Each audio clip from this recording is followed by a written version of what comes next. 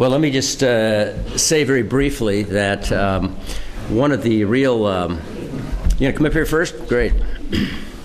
There you go. Yeah, I'll just do this. There you go,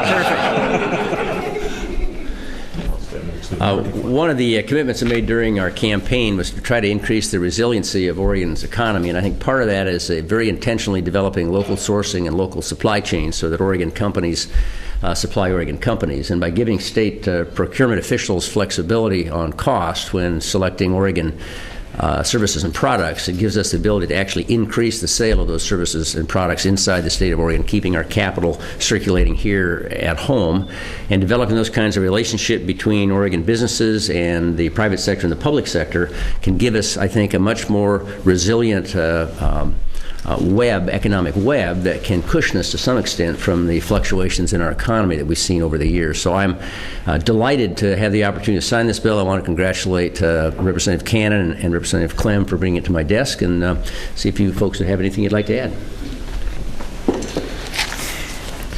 Well, just briefly, I want to thank the governor. This was something that he and I started talking about at least a year ago now, and maybe longer, and I was pleased to see this concept quite prevalent in his campaign and in one of the deliverables that he wanted to make sure happened. And so Representative Cannon and I worked with his office to craft a bill that was sort of a two-step process. One, give the agencies flexibility. Two, have a governor who could work with the agencies to use that flexibility.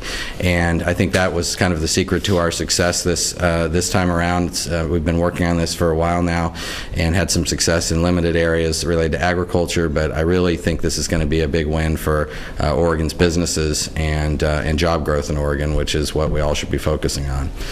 So with that, I think my co-sponsor might hopefully say a few things, and then we could take questions or sign the bill, whatever you do next around here. Thanks.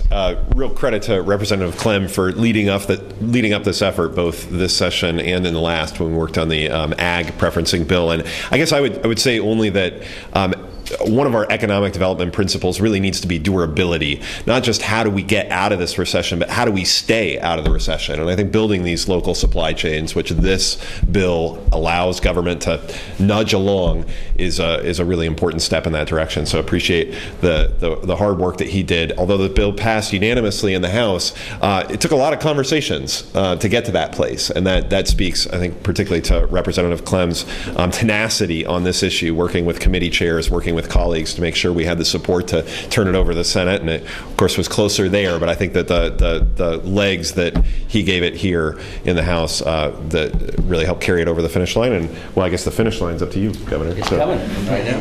Do you folks have any questions before we sign this bill?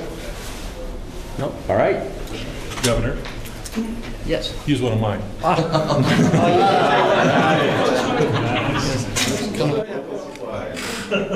Okay, this is going to have, hope from I'm checking my legal counsel, this is going to have actually several colors in the signatures. That will not invalidate the bill.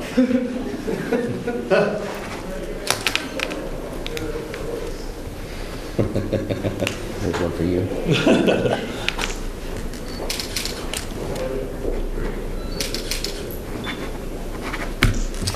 Congratulations. All right. You keep your paws off of that bill. Thank you very much. Thank you, sir. Good job. Thank you. Good work. Thank you. All right. Very good. Thank you very much.